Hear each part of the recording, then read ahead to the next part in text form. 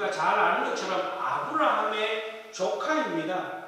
아브라함을 따라서 갈대아 우르를 떠나서 아브라함을 따라서 이 본토 친척 아버지 집을 떠나서 아브라함을 따라서 가나안 땅까지 오게 된 인물이 이 롯입니다.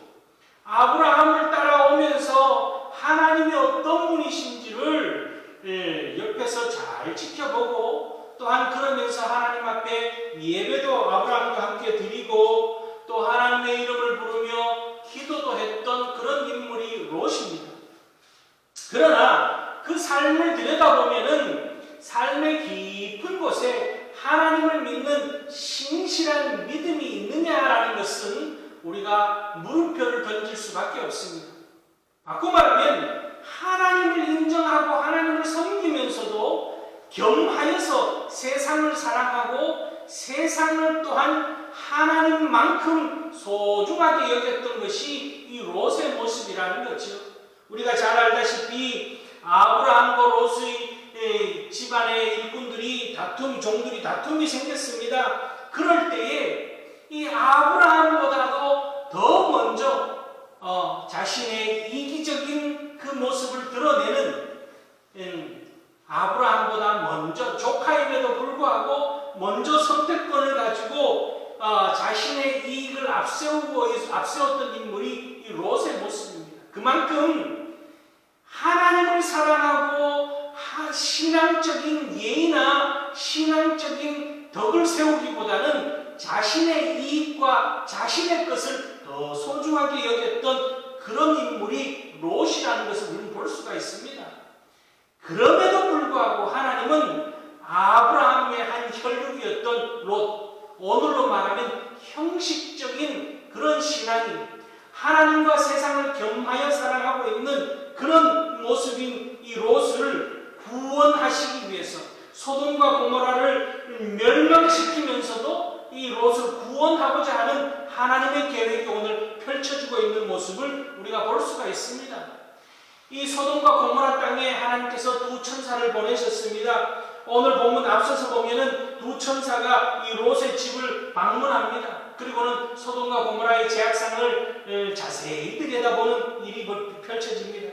그럴 때에 그날 밤에 보면 오늘 본문 앞서 4절 5절 말씀을 보면은 그들이 눕기 전에 그 성 사람 곧 소돔 백성들이 노소를 막론하고 원근에서 다 모여 그 집을 에워싸고 롯을 부르고 그에게 이르되 오늘 밤에 내가 온 사람들이 어디 있느냐 이끌어내라 우리가 그들을 상관하리라 이렇게 말하고 있습니다.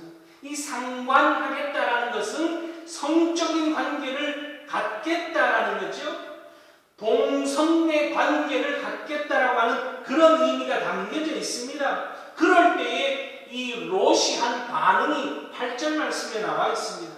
내게 남자를 가까이 하지 아니한 두 딸이 있노라 청하건대 내가 그들을 너희에게로 이끌어내리니 너희 눈에 좋을 대로 그들에게 행하고 이 사람들은 내 집에 들어왔은즉 이 사람들에게는 아무 일도 저지르지 말라 이렇게 반응을 보이고 있습니다.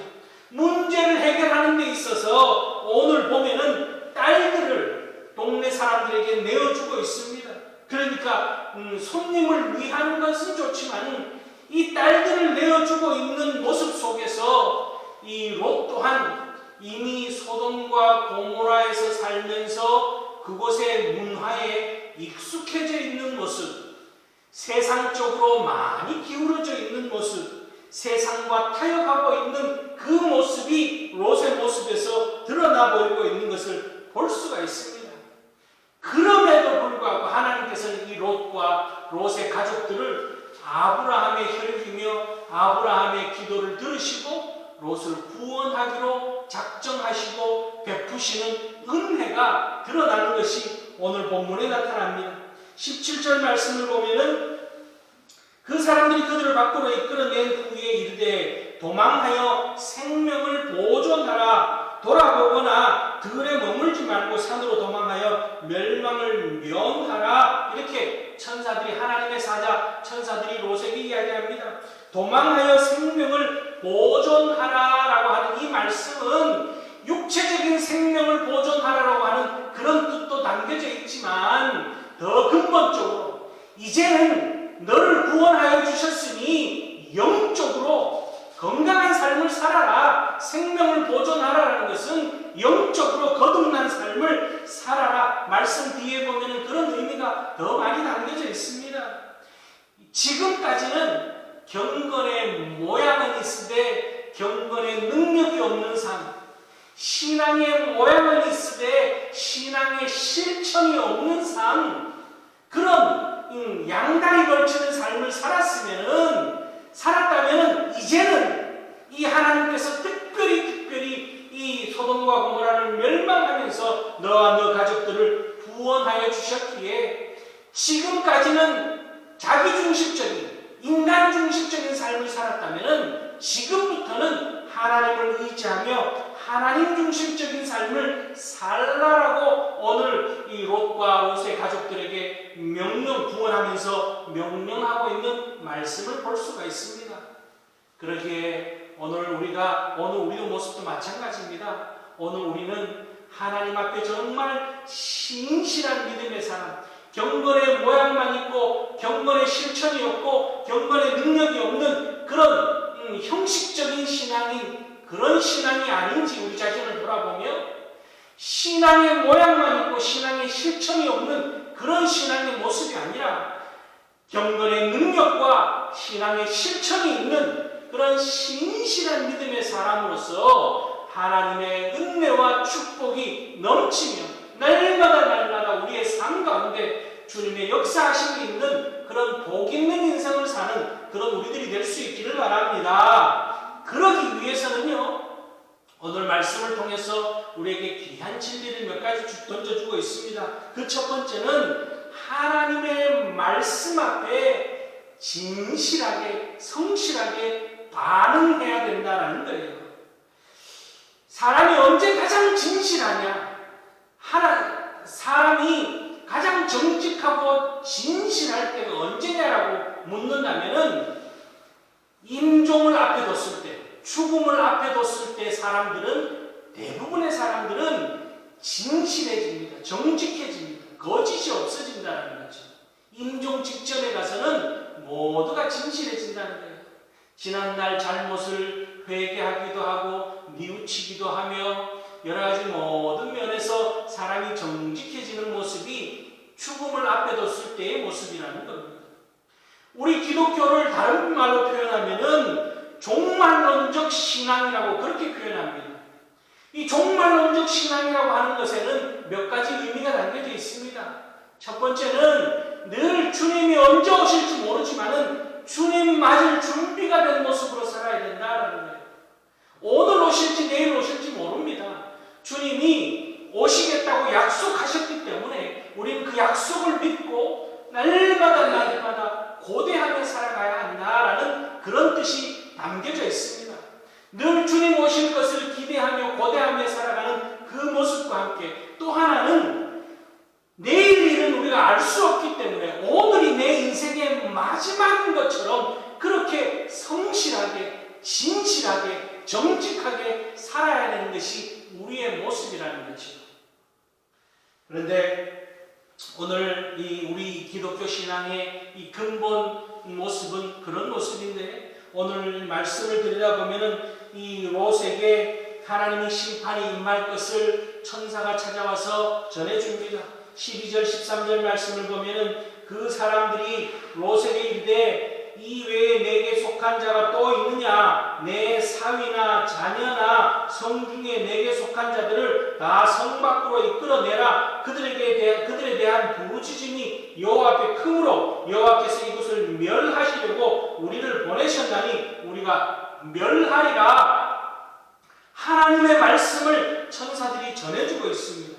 이 하나님의 말씀, 심판의 말씀을 들은 롯은 하나님의 말씀 앞에 진실하게 반응을 합니다. 그리고는 사위들에게 이 소식을 전하죠. 하나님의 말씀을 전합니다. 14절 말씀을 보면은 롯이 나가서 그 딸들과 결혼할 사위들에게 말하여 이르되 여호와께서 이 성을 멸하실 터이니 너희는 일어나 그곳에서 떠나라 하되 그의 사위들은 농담으로 여겼더라. 이렇게 말하고 있습니다.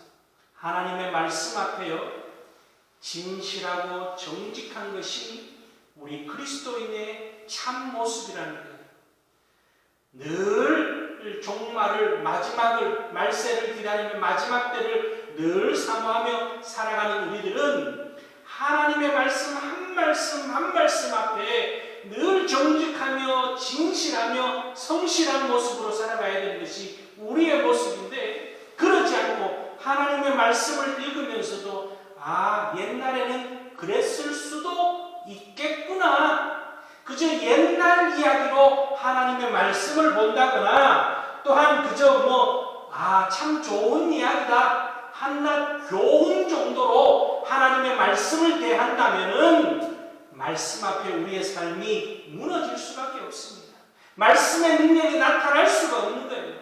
말씀 앞에 진실하며 정직하며 성실한 모습으로 살아갈 때 오늘 이 말씀이 살아 역사되어져서 이 우주 만물을 창조하실 때에도 말씀으로, 죽은 나사로를 살릴 때에도 예수님께서는 말씀으로, 모든 것이 풍랑이 있는 바다도 잠잠케 하시고 고요케 하신 것 또한 말씀으로, 모든 것이 말씀으로 이루어졌다는 사실을 우리가 믿고 나아갈 때, 또한 이 말씀을 우리의 마음판에 새기고 한 말씀 한 말씀 읽어내려갈 때 이 말씀이 우리 가운데 역사되어져서 우리의 영혼을, 우리의 범사의 모든 일을, 우리의 육신의 모든 것까지도 하나님께서 역사하시고 기적을 베푸신다는 사실을 기억하고, 오늘 말씀 앞에 우리는 더욱더 신실한 믿음의 모습을 잃지 않는 그런 우리들 되어져서 하나님의 능력이 나타나는, 경건의 모양만 있는 성도가 아니라 경건의 능력까지도 다 우리 가운데 역사되어지는 그런 우리 성도들 다 될 수 있기를 주님의 이름으로 축원합니다.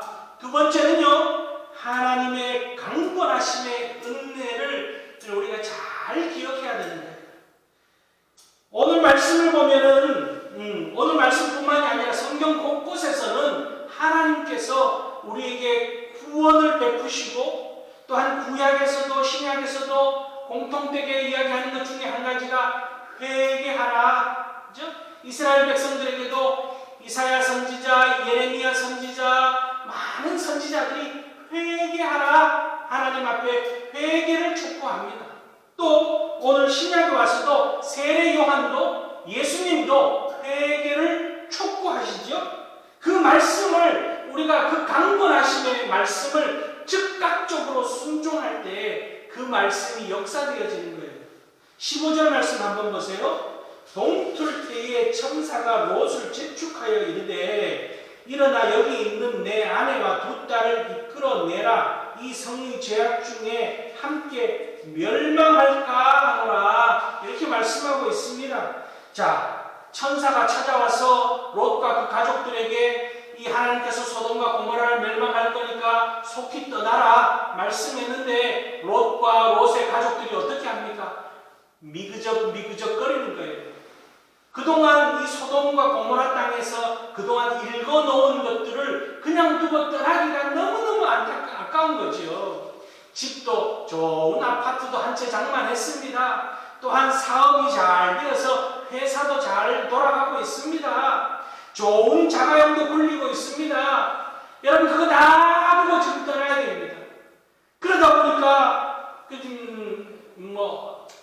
조금 더 지체하는 거예요. 좀 더 지체하는데, 그러다 보니까 언제까지 지체했느냐? 동틀 때에 한밤중에서부터 밤이 다 지나고 새벽이 다 지나고 아침 새벽녘 때가 될 때까지 떠나지 못하고 있는 모습이 롯과 그의 모습입니다. 그럴 때 천사가 뭐라 그럽니까? 재촉하여 이르되, 지금 강권하고 있습니다. 빨리 떠나라고 강권하는 그 모습을 보이고 있는 거예요. 그러다가 16절에 보니까 뭐라 그럽니까? 롯이 지체함에 그 사람들이 롯의 손과 그 아내의 손과 두 딸의 손을 잡아 인도하여 성 밖에 두니 여호와께서 그에게 자비를 더하심이었더라. 이렇게 말하고 있습니다. 15절에 재촉하여 라는 말씀부터 시작해서 16절에 자비를 더하셨더라. 이렇게 말씀이 이어지고 있는 것을 볼 수가 있습니다. 소돔과 고모라 땅에 삶을 잘 갖고 왔던 이 롯의 가족들, 그곳에서 지체하니까 하나님의 사자들이 그들의 손을 붙들고 끌고 나가는 겁니다. 강권하심의 은혜를 지금 베풀고 있는 그런 모습입니다. 자비를 더하셨다라고 하는 것은 여러분, 하나님께서 강권하시는 것이 곧 우리에게 은혜요 하나님의 사랑이라는 거죠. 그 순간에는 이해를 할 수가 없습니다. 그 순간에는 이해가 되어지지 않습니다. 그 순간에는 속상하고 괴롭습니다. 그러다 우리가 잘 알다시피 롯의 아내가 어떻게 됩니까? 뒤를 돌아봄으로 인해서 소금 기둥이 되고 많은 안타까운 사건까지도 벌어지죠. 미련을 버리지 못함으로 인해서 하나님의 강권하심의 축복이 얼마나 큰 은혜인지를 우리가 잘 깨닫게 하는 것이 오늘 말씀입니다. 그래서 우리는 하나님, 미련하고 지혜가 부족한 우리들, 때로는 성령 하나님을 통해서 강권하심의 은혜를 허락하여 주시옵소서. 강권하심의 은혜가 필요할 때가 있습니다.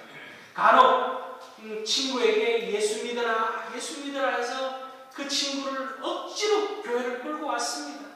끌려 나온 그 친구는 속상하기도 하고 뭘 잘 깨닫지 못하는 그런 일들이 벌어집니다. 그러나 그 억지로 끌려 나오는 것이, 그 강권에서 끌려 나오는 것이 결국에는 축복이라는 사실을 나중에서 깨닫게 되는 거예요. 하나님의 강권하심의 역사가 우리에게 큰 은혜라는 사실을 우리가 잊지 않고, 이 강권하심의 역사 앞에 우리가 늘 감사할 줄 아는, 때로는 하나님께서 강권하시다가 안 되면은 한 번씩 우리를 깨닫게 하기 위해서 치시기도 합니다. 물질적으로 치시기도 하고 육신의 건강을 치시기도 하고, 그렇게 관계를, 오늘 이 롯 가족처럼 모든 관계를 끊고 떠나도록 하나님께서 강권하시는 그 모습을 우리에게 보여주고 있는 그 모습을 보면서, 때로는 우리의 인생에 휘몰아치는 일들을 벌어지는 그 가운데 이해되어지지 않고 용납되어지지 않더라도 하나님의 특별하신 계획이 있는 줄 우리가 믿고 그 가운데 순종할 줄 아는, 그저 믿음으로 하나님 앞에 엎드릴 줄 아는 그런 우리들이 될 수 있기를 주님의 이름으로 축원합니다. 세 번째는요, 우리는 하나님의 은혜 앞에 응답하며 감사할 줄 아는 그런 모습이어야 한다라는 거예요. 하나님께서 이 하나님의 사자가 붙잡고 끌고 나갈 때는 속상했을 수도 있습니다. 하나님의 사자가 느닷없이 찾아와서는 다 떠나라, 다 버리고 떠나라, 갑자기 이야기합니다. 아니 한 며칠이라도 말미를 줘야지, 말미도 안 주고 무조건 떠나라 하니까 어떻게 떠날 수가 있냐.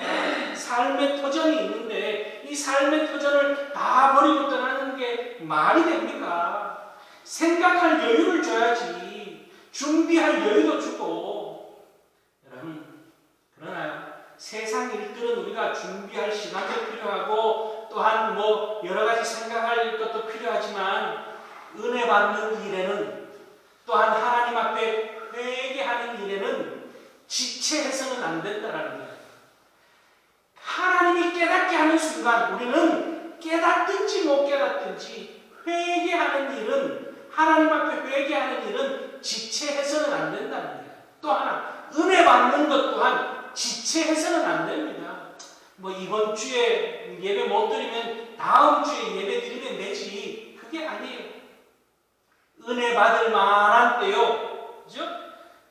보라, 은혜 받을 만한 때라 했습니다. 그 은혜를 놓치고 나면은 그 시간은 다시 돌아오지 않습니다.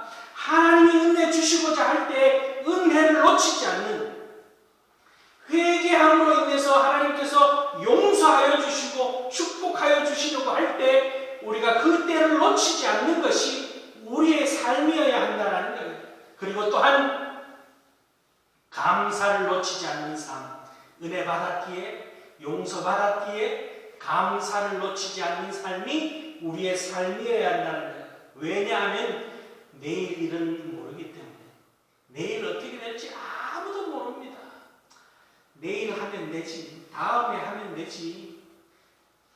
그게 용납이 안 되는 것이 우리 인생입니다.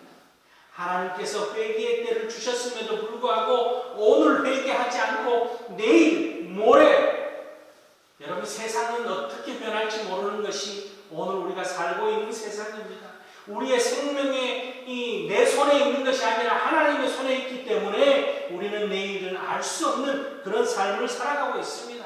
그러기에 우리의 마음은 늘 주님을 향해 있으면서 받은 은혜에 늘 감사하고 늘 하나님 앞에 용서를 구하며 늘 감사하는 그런 삶으로 즉각적인 응답을 이루는 응답 앞에 우리의 삶을 맡기는 그런 즉각적 순종, 즉각적 감사, 즉각적 회개의 삶을 사는 것이 마땅하다는 거지. 롯도 마찬가지였을 때요. 이 강권의 은혜를 받아서 소돔과 고모라를 빠져나온 후에 소돔과 고모라가 불바다가 이루어진 그 모습을 보면서 끌려 나올 때는 속상하기도 하고 괴롭기도 했지만 끌려 나와서 생명이 보존되어졌을 때는 얼마나 감사했겠습니까? 그렇죠? 우리의 모습이 그런 모습입니다. 예수 그리스도를 믿고 오늘 우리가 살아가는 것은 날마다 감사할 일밖에 없다라는 사실을 기억하고 오늘 말씀을 우리 마음판에 잘 새기고 경건의 모양은 있는데 경건의 능력이 없는 그런 신앙이 아니라 또한 신앙의 모양은 있는데 신앙의 실천이 없는 그런 신앙이 아니라 말씀 앞에 늘 순종하며 또한 하나님의 강건의 은혜 앞에 늘 기뻐하며 또한 구원의 은혜 앞에 즉각적으로 순종하며 하나님 앞에 우리의 삶을 전폭적으로 맡기며 하나님의 능력이 나타나는 복 있는 인생을 사시는 그런 우리 모두가 될 수 있기를 주님의 이름으로 축원합니다. 기도하시겠습니다.